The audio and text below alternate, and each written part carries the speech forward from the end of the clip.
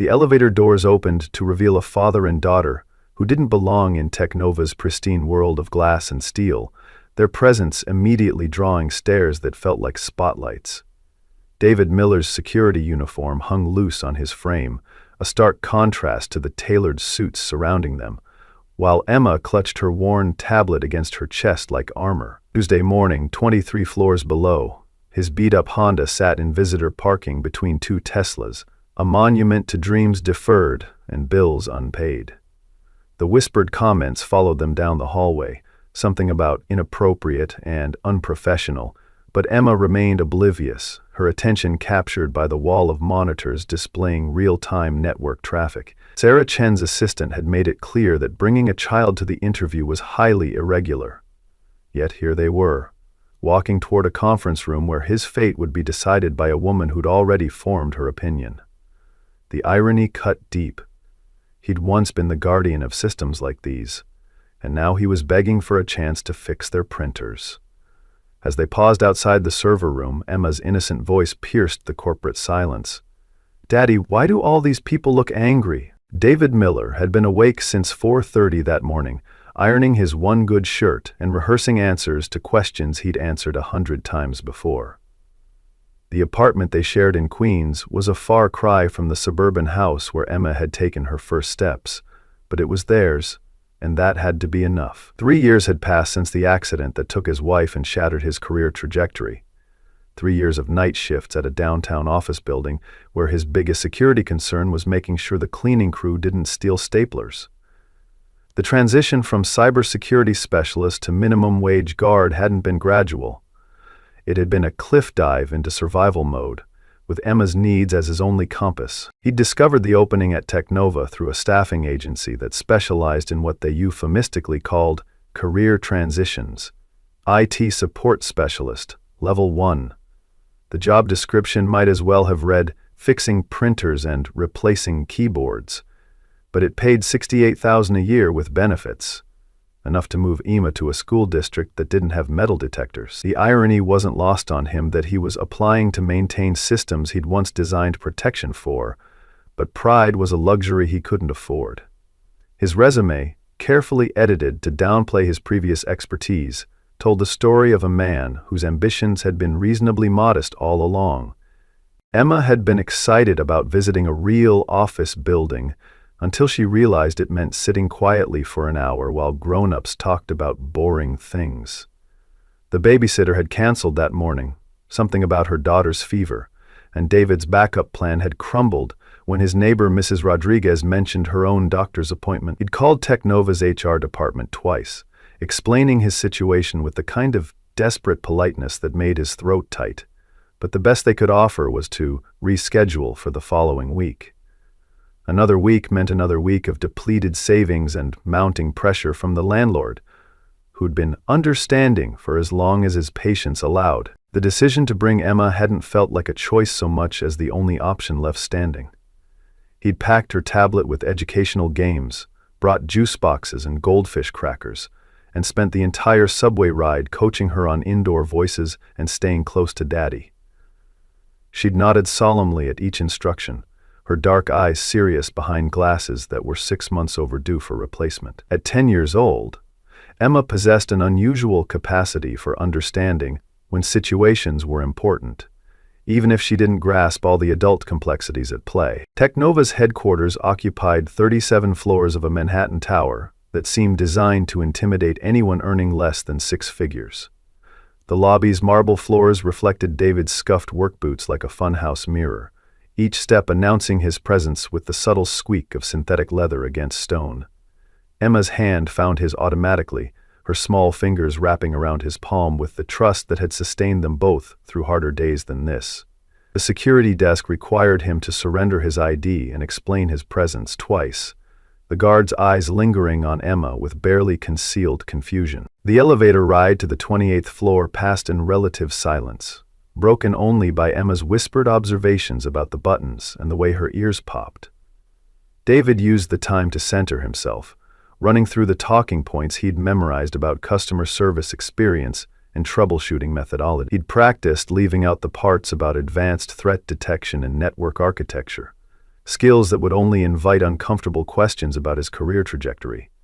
The version of himself he was preparing to present was competent, but not intimidating, experienced but not overqualified, grateful for any opportunity to contribute. When the elevator doors opened, they stepped into a world of open-concept workspaces and exposed brick walls, where young professionals and designer genes discussed user experience over artisanal coffee.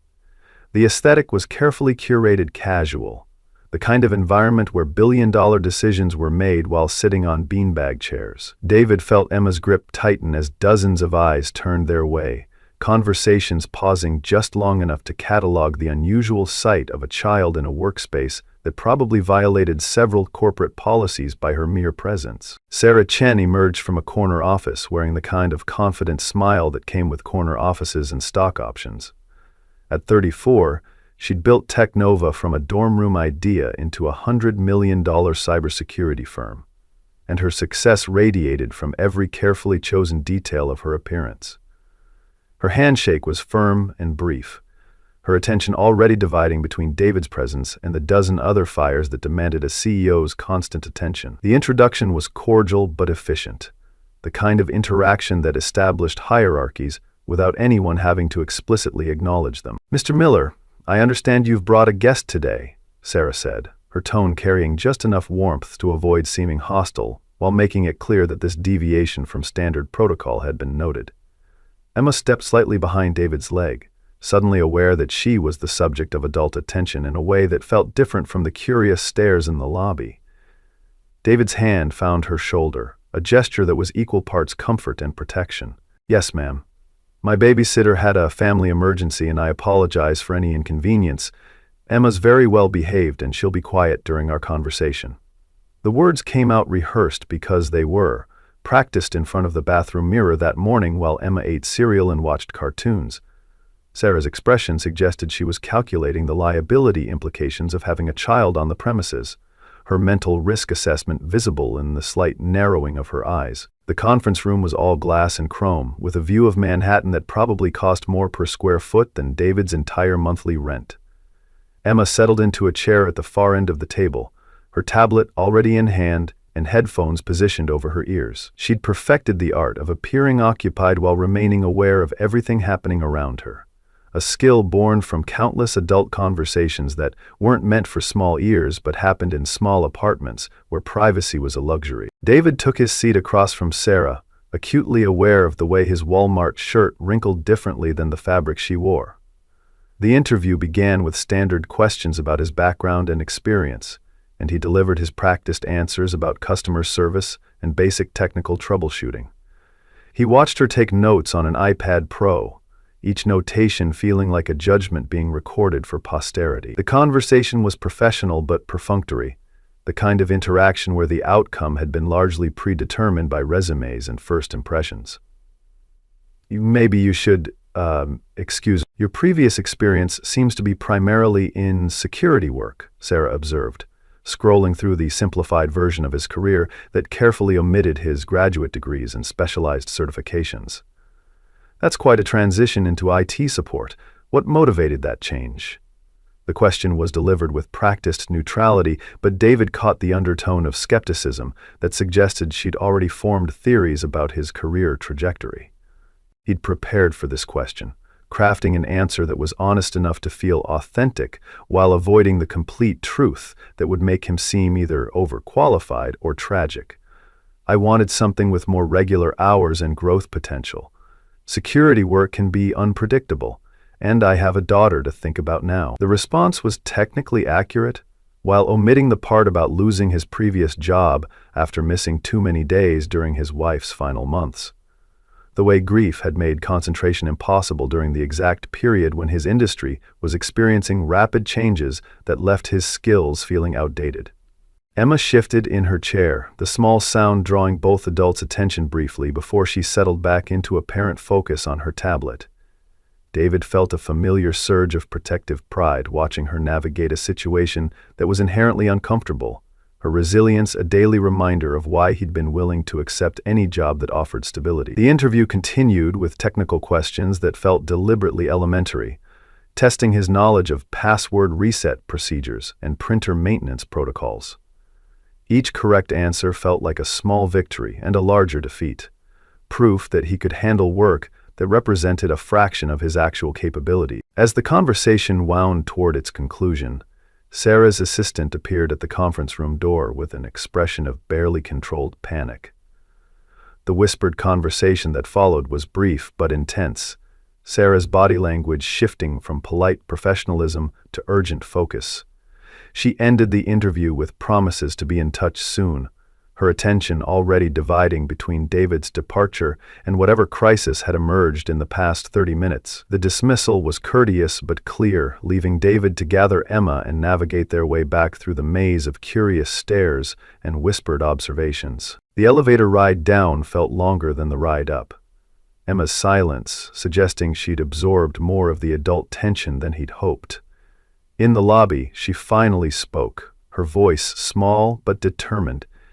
"Daddy, they didn't like us very much, did they?" The question hit harder than any of Sarah's professional skepticism, a child's intuitive understanding of social dynamics, cutting through all the polite pretenses of the past hour. David knelt to Emma's eye level, his hands finding her shoulders as he searched for words that would be honest without being devastating.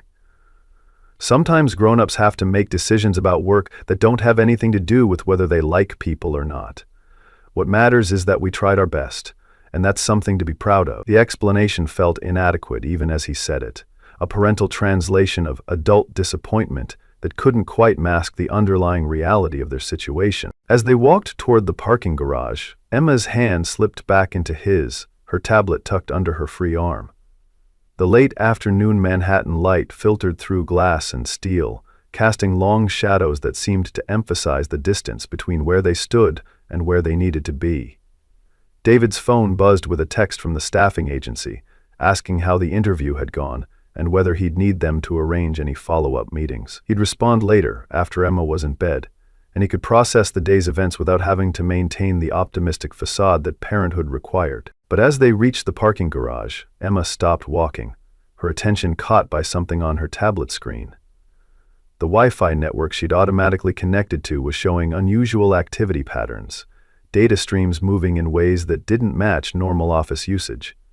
She'd been playing an educational game about pattern recognition, but the network traffic was creating its own patterns, ones that struck her 10-year-old mind as somehow wrong. "Daddy," she said quietly, her voice carrying the same tone she used when she'd noticed that the kitchen faucet was dripping or that one of her toys was missing a piece. "I think something's broken." David glanced at her screen, expecting to see a frozen game or dead battery notification. Instead, he saw network monitoring data that shouldn't have been accessible to a guest connection, traffic patterns that his trained eye immediately recognized as suspicious. The casual dismissal he'd been preparing died in his throat as his former expertise kicked in. Years of experience reading cyber threat signatures flooding back in an instant. Emma had stumbled onto something that the building's own security systems had apparently missed.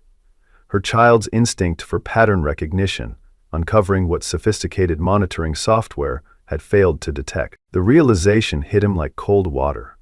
Teknova wasn't just experiencing a minor technical glitch. They were under attack, and Emma's accidental discovery might be the only warning they were going to get. David's mind raced through the implications, his former training automatically cataloging threat vectors and potential damage scenarios. The attack signature was sophisticated, designed to avoid detection by standard monitoring systems, but Emma's innocent exploration of the guest network had inadvertently revealed what millions of dollars in security infrastructure had missed. He could walk away, get in his car, and pretend he'd never seen anything. The interview was over, his chances were minimal anyway, and getting involved would only complicate a situation that wasn't technically his responsibility. But 3 years of night shifts hadn't erased the instincts that had once made him one of the best in his field. The pattern recognition that had identified zero-day exploits and prevented corporate disasters was still there, buried under layers of financial desperation and wounded pride. Emma looked up at him with trust that assumed he would know what to do, her faith in his competence absolute, despite everything their circumstances suggested about his current status in the world. The elevator ride back to the 28th floor felt different this time, weighted with purpose instead of defeated resignation. Emma clutched her tablet against her chest, sensing the change in her father's demeanor without understanding its source. David's thumb hovered over his phone screen, drafting and deleting messages to the Technova reception desk, searching for words that would convey urgency without sounding like the desperate rambling of a failed job candidate. The building's Wi-Fi signal grew stronger as they ascended, and with it, Emma's tablet continued to display the network anomalies that painted an increasingly clear picture of coordinated infiltration. The reception area buzzed with the controlled chaos of a crisis in progress, though most employees seemed unaware that anything beyond ordinary Monday afternoon urgency was unfolding around them. Sarah Chen stood near the executive assistant's workstation, her phone pressed to her ear, and her expression cycling through variations of professional frustration. The conversation appeared to center on server performance issues and customer complaints, the kind of problems that felt significant until they were overshadowed by existential threats to corporate survival. David approached the reception desk with Emma trailing slightly behind, her small hand finding the hem of his shirt in a gesture that grounded him in the moment. The receptionist looked up with the practiced patience of someone accustomed to handling unexpected situations, though her expression suggested that return visits from recent interview subjects fell outside her usual parameters. "Can I help you?" she asked, her tone polite but cautious, as though David might be returning to retrieve a forgotten item or lodge a complaint about the interview process. "I need to speak with Miss Chen immediately. It's about your network security." The words came out more forcefully than he'd intended, carrying an authority that his current circumstances shouldn't have supported, but that 3 years of suppressed expertise couldn't quite eliminate. The receptionist's eyebrows raised slightly, her mental categorization of David shifting from disappointed job candidate to potential security concern in the space of a single sentence. Sarah ended her phone call with the sharp efficiency of someone whose time was measured in opportunity costs, her attention turning to David with visible surprise at his unexpected reappearance. The day's accumulated stress showed in the tight line of her shoulders and the way her professional smile had worn thin around the edges. "Mr. Miller, I thought we'd concluded our meeting. Is there something you forgot?" Her question carried the polite firmness of someone prepared to have security escort unexpected visitors back to the elevator if necessary. Emma stepped closer to David, her tablet clutched in both hands as she looked up at the tall woman who'd questioned her father about printers and passwords. The device in her hands continued to display network data that she didn't understand, but recognized as different from normal. Patterns that didn't match the educational games she usually played, or the streaming videos she watched at home. David's hand found her shoulder, a gesture that was becoming familiar comfort in environments where they didn't quite belong. "Your network is being compromised right now," David said quietly, his voice carrying the flat certainty of someone stating an observable fact rather than offering an opinion. "My daughter accidentally accessed monitoring data through your guest Wi-Fi, and what she found indicates an active intrusion that your current security systems haven't detected." The explanation sounded impossible even as he delivered it. The idea that a 10-year-old with a budget tablet had uncovered what professional cybersecurity teams had missed. Sarah's expression shifted through several phases of skepticism, her CEO instincts warring with the growing evidence that her Monday afternoon was about to become significantly more complicated.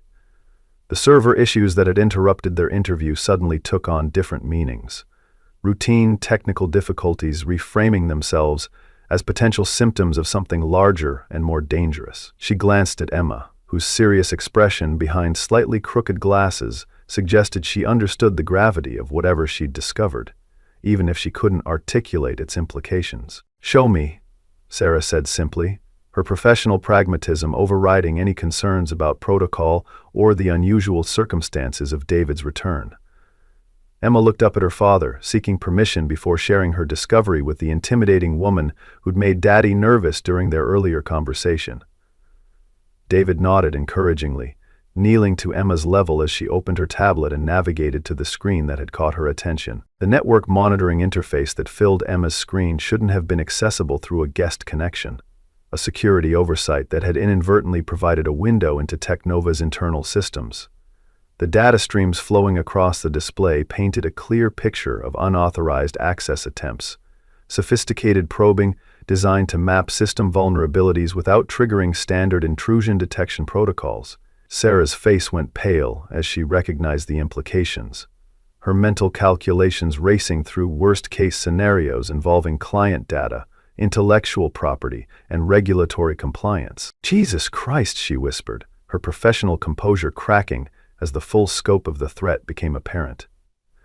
The server slowdowns that had seemed like routine technical issues suddenly revealed themselves as symptoms of a coordinated attack designed to gradually compromise critical systems without alerting security teams. Emma's accidental discovery had exposed an infiltration that could have continued undetected for days or weeks, potentially resulting in catastrophic data breaches that would destroy everything Sarah had built. David straightened slowly, his expression grave as he processed the attack signature displayed on Emma's tablet.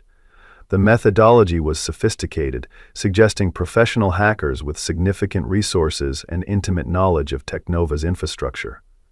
This wasn't opportunistic cybercrime or script-kiddie mischief. This was targeted corporate espionage designed to extract maximum value while minimizing detection risk. The kind of threat that required immediate response and expertise that Technova's current IT team might not possess. "We need to get to your server room now," David said, his voice carrying the calm urgency of someone who understood exactly how much damage could occur in the next few minutes. Depending on how long this has been running, they may already have access to client databases and proprietary code. Every second we wait gives them more time to extract data and establish persistent backdoors. The technical language flowed naturally, years of suppressed expertise surfacing as the situation demanded competence over humility. Sarah's phone buzzed with an incoming call from her CTO, the timing suggesting that Technova's technical team was beginning to discover the scope of the crisis through their own channels. She'd declined the call, her focus entirely captured by the immediate threat that Emma's curiosity had uncovered. The irony wasn't lost on her that the day's most important discovery had come from the child of a man she'd dismissed as underqualified. But crisis management left no room for wounded pride or embarrassing acknowledgments. Emma watched the adults around her with the solemn attention of a child who understood that something important was happening, even if the details remained beyond her comprehension. Her tablet continued to display the data streams that had started everything, numbers and patterns that meant nothing to her, but everything to the grown-ups whose voices had become tight with worry. David's hand remained on her shoulder, an anchor of familiarity in a situation that had suddenly become much more serious than a simple office visit. The elevator ride to the server room passed in tense silence, Sarah's fingers flying across her phone screen as she sent urgent messages to her technical team and began the complex process of damage assessment. David found himself automatically analyzing potential attack vectors and mitigation strategies, his mind shifting into patterns of thinking he'd deliberately suppressed for 3 years. The transition felt both natural and disorienting, like slipping into clothes that fit perfectly despite being stored away for too long. The server room hummed with the white noise of cooling systems and network equipment, banks of blinking lights creating a technological landscape that seemed simultaneously impressive and vulnerable. Emma stayed close to David's side, her eyes wide as she took in the physical infrastructure that supported the digital world she interacted with through games and videos. The room felt like the heart of something important, and her presence there carried the weight of being somewhere children didn't usually go. David moved between the server racks with growing urgency, his trained eye identifying signs of compromise that the automated monitoring systems had missed.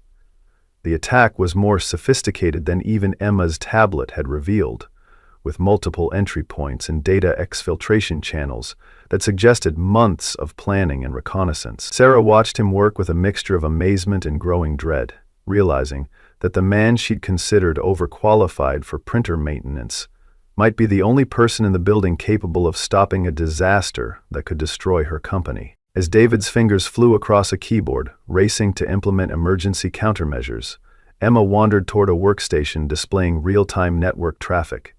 Her small hand reached toward the keyboard, curiosity overcoming caution as she prepared to explore this new technological landscape. The simple action that followed would prove that sometimes the most important interventions come from the most unexpected sources, and that expertise, combined with innocent timing, could create outcomes that neither planning nor luck could achieve alone. Emma's juice box, forgotten in her excitement about the blinking lights and humming machines, slipped from her other hand and hit the floor with a wet splat.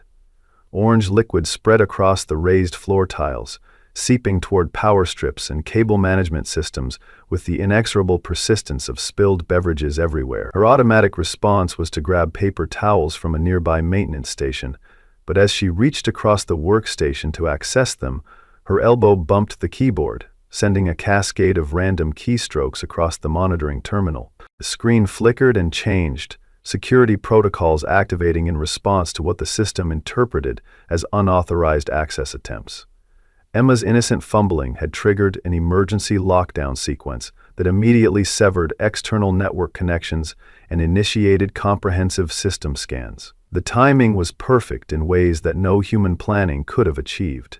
The lockdown occurred at the exact moment when the attackers were attempting to exfiltrate their largest payload of stolen data, cutting off their access channels and trapping forensic evidence that would have otherwise disappeared into overseas servers. David looked up from his own terminal to see warning lights flashing throughout the server room, emergency protocols engaging across multiple systems simultaneously. The network isolation that Emma had accidentally triggered was exactly the response he'd been trying to implement manually, but her random keystrokes had activated security measures he didn't even know existed. The sophisticated attack that had been gradually bleeding Technova's data into criminal hands was suddenly severed, leaving behind digital fingerprints and partial transfers that would provide investigators with unprecedented insight into the hackers' methods and objectives. Sarah stood frozen in the doorway, watching her 10-year-old accidental savior apologetically clean up spilled juice, while multi-million-dollar security systems responded to her presence like she was some kind of technological catalyst. The absurdity of the situation would have been laughable if the implications weren't so staggering. A child's clumsiness had accomplished what teams of cybersecurity professionals had failed to achieve. The attack that could have destroyed Technova's reputation and financial future had been stopped by orange juice and a 10-year-old's instinct to clean up her own messes. But as the immediate crisis began to stabilize, David's analysis of the attack logs revealed details that transformed relief into a different kind of urgency. The sophistication of the intrusion suggested inside knowledge that went beyond normal hacking capabilities. Someone with legitimate access had been providing the attackers with architectural details and authentication credentials that external hackers couldn't have obtained through digital reconnaissance alone. The attack hadn't just been sophisticated, it had been an inside job, and the insider was likely still somewhere in the building. David's fingers moved across multiple keyboards simultaneously, his suppressed expertise fully awakened as he traced the attack's origins through server logs and access records. The patterns were clear to someone with his background. Legitimate employee credentials had been used to establish initial access points, then escalated through privilege exploitation that required intimate knowledge of Technova's security protocols. Sarah watched him work with growing amazement and dread, realizing that the man she'd dismissed as overqualified for basic IT support was unraveling a conspiracy that threatened everything she'd built. Emma finished cleaning up her spilled juice and settled into a nearby chair, her tablet once again in hand as she returned to the educational games that had started this entire adventure. The crisis swirling around her had the abstract quality of adult problems that didn't directly affect her world. Though she remained alert to her father's tension and the worried expressions of the grown-ups nearby, her accidental heroism had the unconscious quality of childhood actions that create large consequences without deliberate intent. The server room door opened to admit Technova's chief technology officer, Marcus Webb, whose arrival brought additional technical expertise and organizational authority to the crisis response. His first words were about damage assessment and recovery procedures, the standard protocols that any experienced IT professional would implement after a security breach. But as David shared his preliminary findings about insider involvement, Marcus's expression shifted in ways that suggested the revelation carried personal implications beyond professional concern. David's investigation had identified the compromised credentials as belonging to someone with high-level access privileges, but the specific identity remained hidden behind layers of authentication logging that would require additional time to unravel. The timeline of the attack suggested months of preparation, with the insider providing ongoing intelligence about system updates and security improvements that allowed the external attackers to adapt their methods in real time. This wasn't opportunistic crime. It was systematic betrayal, orchestrated by someone trusted with Technova's most sensitive information. Sarah's phone buzzed with urgent messages from board members and major clients who had begun experiencing service disruptions as the security lockdown propagated through interconnected systems. The immediate crisis was stabilizing, but the business implications were just beginning to unfold. Client trust, regulatory compliance, and competitive positioning all hung in the balance, while David worked to identify the source of the betrayal that had made the attack possible. Every minute of delay meant additional reputation damage and potential legal liability. Marcus moved to assist David's investigation, his technical knowledge providing valuable context about Technova's security architecture and employee access protocols. But as they delved deeper into the authentication logs, David began noticing patterns that pointed toward administrative-level compromise.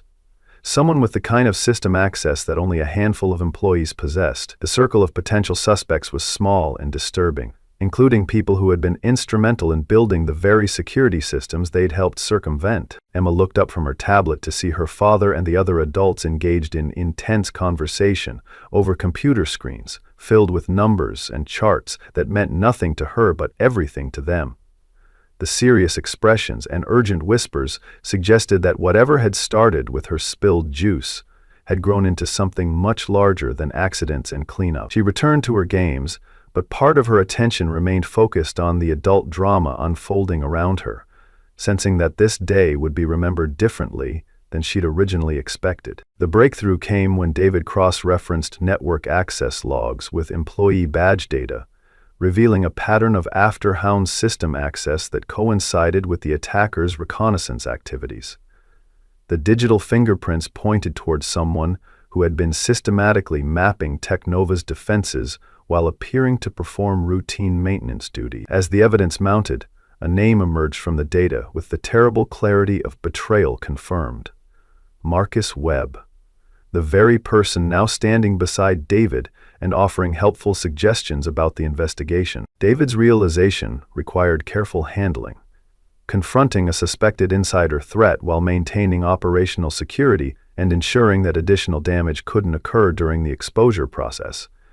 He continued working methodically through the evidence while mentally preparing for a confrontation that could escalate quickly if Marcus realized his discovery was imminent. Sarah remained focused on her phone and the growing crisis communications challenge, unaware that the trusted colleague she'd summoned for technical assistance was likely the architect of her company's near destruction. The moment of revelation arrived with anticlimactic suddenness, when David's final correlation of access logs and attack signatures produced undeniable evidence of Marcus's involvement.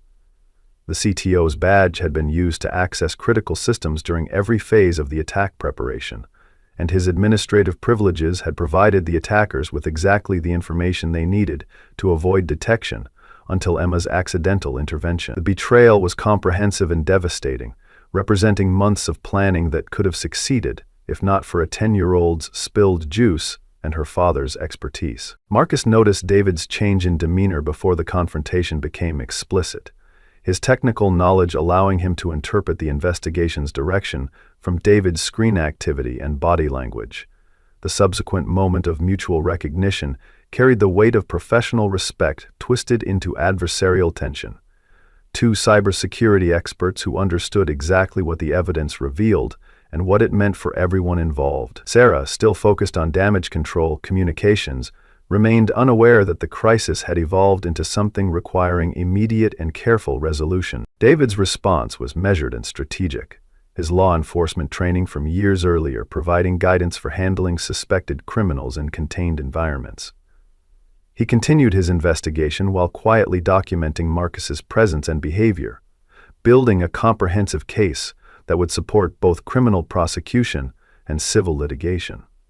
The evidence was overwhelming, but ensuring that it was preserved and that Marcus couldn't cause additional damage required careful coordination with appropriate authorities. Emma sensed the shift in adult tension without understanding its source, her father's posture changing in ways that suggested the serious conversation had become something more urgent and potentially dangerous.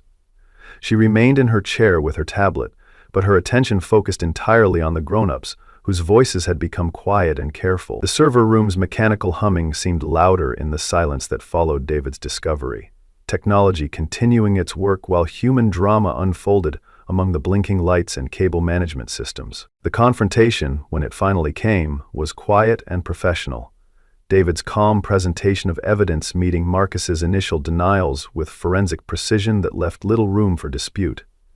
Sarah's gradual realization that her trusted CTO had orchestrated the attack created a complex mixture of betrayal, anger, and grudging admiration for the man she'd dismissed who had uncovered the conspiracy. The resolution involved security personnel, law enforcement, notifications, and the beginning of a long process of legal and business recovery that would reshape Technova's future. In the aftermath, as Marcus was escorted from the building and emergency response teams began comprehensive damage assessment, David found himself in an unexpected position of influence and respect. Sarah's offer of employment came with terms that reflected both gratitude and recognition of expertise she'd initially overlooked. The irony of the day's events. A failed job interview transformed into corporate salvation through a child's accident, carried lessons about judgment, assumption, and the unexpected sources from which solutions sometimes emerge. Emma, largely oblivious to the adult complexities that had swirled around her innocent actions, remained focused on her tablet games and the promise of dinner at McDonald's that her father had mentioned during their subway ride home. The day had been an adventure in a tall building with interesting computers and serious grown-ups, but her 10-year-old priorities remained centered on more immediate concerns like homework, and whether they could stop for ice cream on the way home. The drive back to Queens occurred in contemplative silence, David processing the day's events while Emma dozed in the passenger seat, her tablet forgotten in her lap and her face peaceful in the way that only sleeping children achieve. The job offer folded in his shirt pocket represented more than employment. It was validation that expertise and character could overcome circumstances and first impressions. The apartment they returned to looked the same, but everything had changed in ways that would unfold over the coming days and weeks. 6 months later, David's corner office at Technova overlooked the same Manhattan skyline that had seemed so distant from the parking garage where Emma had first noticed something wrong with the network traffic. His new position as director of cybersecurity came with responsibilities that matched his capabilities, and compensation that allowed Emma to attend a school district where her curiosity was encouraged rather than managed. The security protocols he'd implemented had made Technova more resilient than ever, and his reputation in the industry had been fully restored.